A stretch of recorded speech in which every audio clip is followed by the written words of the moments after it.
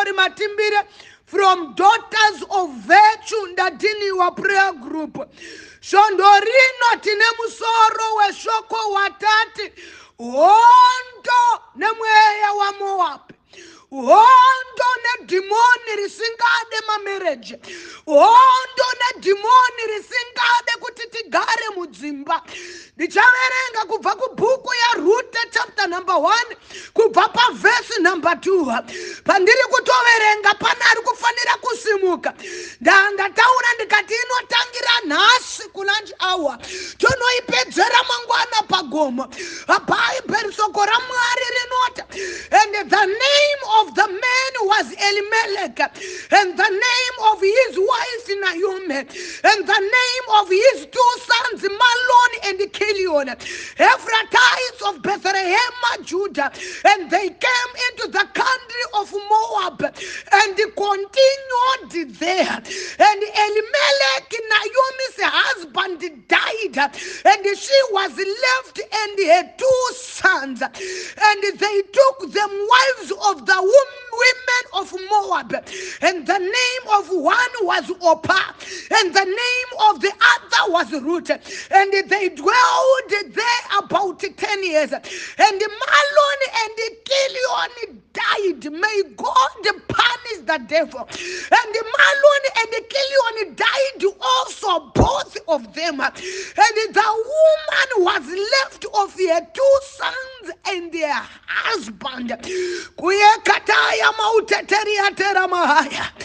Arikoteya mautara wonto. Emweya wa Moab, vana baba na amaya. Yeshondorino hakuna anofanira kusara. Vana baba na amaya. Yeshondorino hakuna asingafanira kunamata. Vana baba na amaya. Yeshondorino kungotena bedroom yako woita prayer room. Wongotena kitchen yako woita prayer room. Wotena mumunda mauri kukohwa chibage woita prayer room. Pamusika pauri papo woita prayer room. Tiripa hondo Shondorino nemweya wa Moab. Panaverenga apa Bhaibheri soko raMwari rinota. Kwaive nemuruma ainzi Elimelech akanga akaroora mukadzi ainzi Naomi. Vari verudzi rweEfrathaita vachibva kuBhethlehema Juda. Zvoreva kuti vakanga vari verudzi rwekwaJehovha. Vakanga vari verudzi rwakasanangurika. Bhaibheri rota asi muguta ndokuita nzara. Handiyatsuma kateya mauteteriata. Ndokusumuka vakananga kunzvimbo yeMoab, kuteritori yaMoab. Bhaibheri rinoti vachisvika ikoko havana kupedza nguva yakareba. Elimeleki anofa. Vanakomana vake vaira.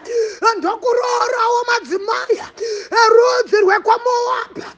Bhaibheri rinoti ndokugara navo 10 years. Pa 10 years pavagara apa hapana aita mhuri, hapana aita mwana. Pa 10 years yavagara apa hapana dzinza rakura. May God punish the devil. Arikoteya mauteteria. Achatinonzwa after 10 years. Ashinonzi Maloni akafa. Achatinonzwa after 10 years. Ashinonzi Kilion akafa. Andokusara Rute. Naomi, na Rute na Orpah. Naomi arishirikadze. Rute arishirikadze. Orpah arishirikadze. My God, I don't know what I'm feeling already. Avana baba na anamaya. Akune hondo yatiri kuda kurwa Shondorino. Ane dimoni raparadza mamarriage. Akune hondo yatiri kuda kurwa Shondorino. Ya dimoni risingada kuti vanhu vagare mudzimba. May God punish the devil. Andati kune hondo ane mweya kwa Moab. Mweya wai wekuti unouraya varume chete. Andati mweya wai wekuti unouraya varume chete. I don't know if I'm talking to somewhere. Andiri kuda mudzimai anosimuka. Oti yangu yakarohwa nemweya waMoab prophet. Andiri kuda mhandara inosumuka. Oti relationship yangu yakapindirwa naMoab. Andiri kuda single mother anosimuka. Oti prophetess Akiliona akarohwa. Amalona akarohwa. Andakasiwa ndiri ndega. May God punish the devil. Ameno shandiri kunzwa. Akune demon risingade kuti vanhu vagare mudzimba. Andati kune demon risingade kuti vanhu vaenjoy ma relationship. Andati kune demon risingade kuti madzinza akure. Arikoterere mosvika mahaya. Ariatataria mautera. Ariproshata pahaya. Unonzwa bhaibheri richita. Jesu anoti kumusamaria. Arikoterere moshata. You are right when you say you have no husband. The fact is you have had 5 husbands, and the man you now have is not your husband. Arikoteka mauteta mahaya. Arikataya mureterere bohaya. Apa varume 5 pashaya ohere 1 anorora. Apa varume 5 pashaya 1 ari kuda kusetla here. Apa varume 5 pashaya 1 ari serious here. Apa varume 5. My God punish the devil. Akutsuya ande kayaya. Akutsuya ande kayateya. Akutsuya mautateriatera. Ondo ne demoni rachimosha. Ondo ne demoni rachimosha. Nati ondo ne demoni rachimosha. Avana baba nana maya. Arikataya mureteriata. Kureta karia mauta. Ukaita zvekutamba unofira munhanga. Ukaita zvekutamba unofira pamba pevabereka. Ukaita zvekutamba unotamba upenyu risirikadza. Ukaita zvekutamba. I don't know if I'm talking to someone. Ondo nemweya waMoab are dealing with territorial spirit. Zvinonzi Naomi apane muterritory maakanopinda. Makanga muine demoni rinouraya varume. Apane muterritory maakanopinda. Makanga muine demoni risingade mamarriage. Amune muterritory maakanopinda. I don't know if I'm talking to someone. Andiziye kwakaroorwa. Andiziye kwakazvarwa. Andiziye community yaunogara. Andiziye demoni riri mudzinza menyu.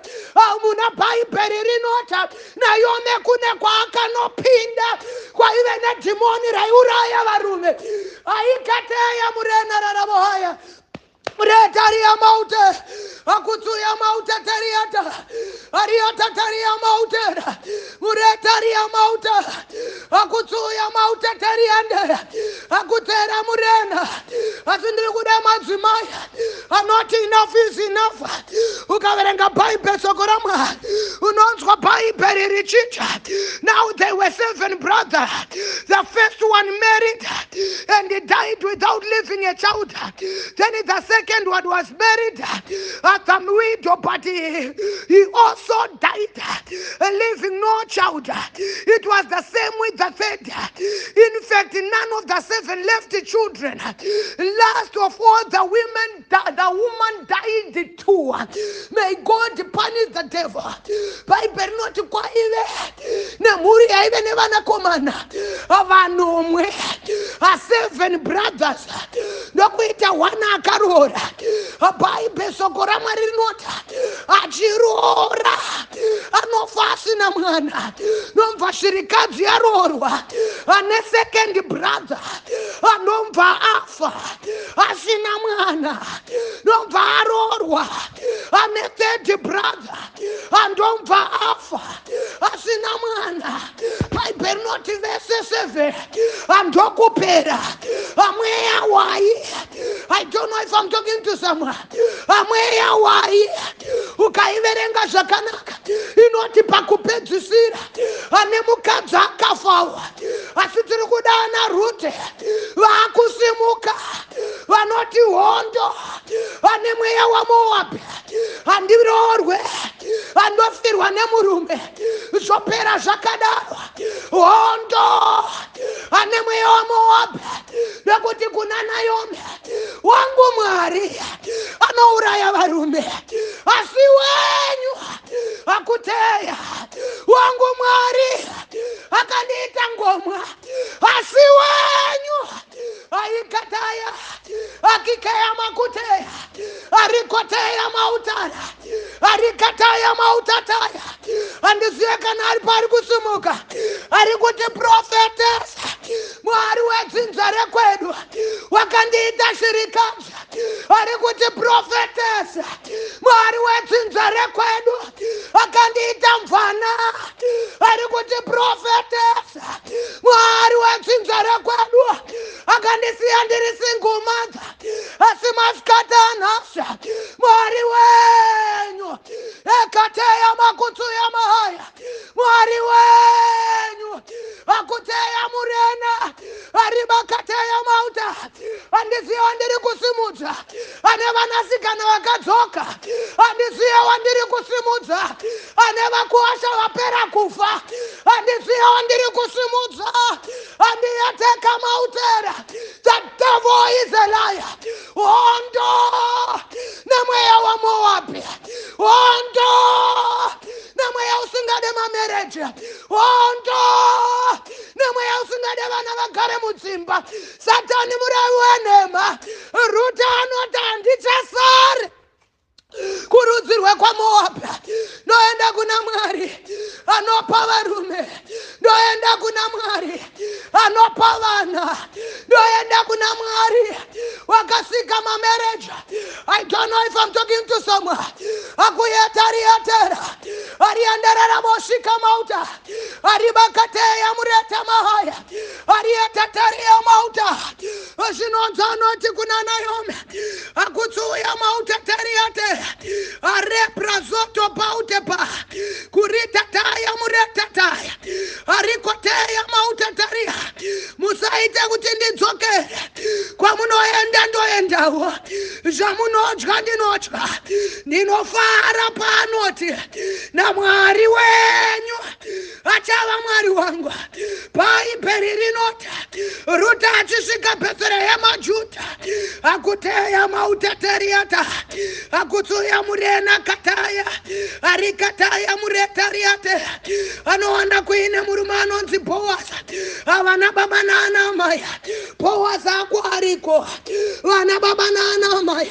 Ndati Boazi wako ariko, hausati wadhila nedhimoni raMoabhu chete. Ndati Boazi wako ariko, hausati waita hondo nemweya uyu chete.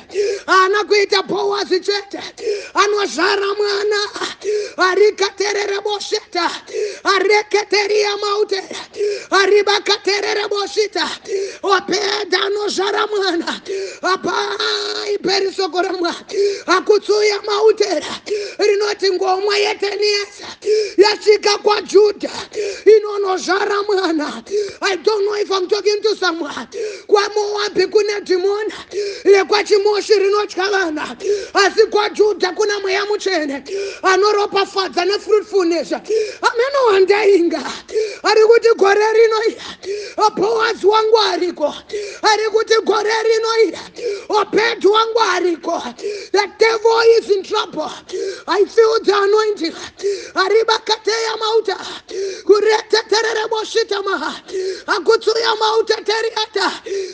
Andiziye kwakarorwa wedzama territorial spirit edzinza rekwana Musiyama, wedzama territorial spirit edzinza rekwana Chihera, wedzama territorial spirit ekwana Chikona Mombe. May God punish the devil. Ari kuti ugare pamurume hondo nemweya wakwaMoabhu. Ndati hondo nemweya wakwaMoabhu, ariyakateya mauta, ariyakateya muretaka, ariyakateya mautera. Akatasangana nemurume wechinomwe patsime. I don't know if I'm talking to someone. Akatasangana na Jesu patsime, a Samaritan woman, atimoni rakapedzwa, macycles akapwanywa, mweexarorwa ikapedzwa. May God punish the devil. Amen. Ari kurangarirwa nasa, amen. Family kurangarirwa nasa, avana vameno vanasikano vacharoorwa mwedzi uno, vameno vachateiro gore rino, hondo nemweya weMoab, materitorial spirit anouraya madestiny, materitorial spirit anouraya my breadwinners, materitorial spirit. May God punish the devil. I feel the anointing. Akuyeta tariate rufu wai runorova varumechete rosia vakadzi varishirikadzi paita mweya uri kuda kurohwa, paita demoni riri kuda kurohwa, paita spirit riri kuda kurohwa. Of the days of John the Baptist, the kingdom of God suffers violence, and the violent will take it by force. I don't know if I'm talking to someone. Avana baba nana maya. Hakuna anosara ari kumba. Isaidza uri kurova yevana vako. Vanasikana vasiwa varishirikadzi. Kana uri kurova yevanakomana vari kupera kufa. Vana baba nana maya. Haina ari kusara ari kumba. Arikataya muretataya. Arikoteya mauteteriata. Wonto with the anti-marriage spirit kuyata mahaya.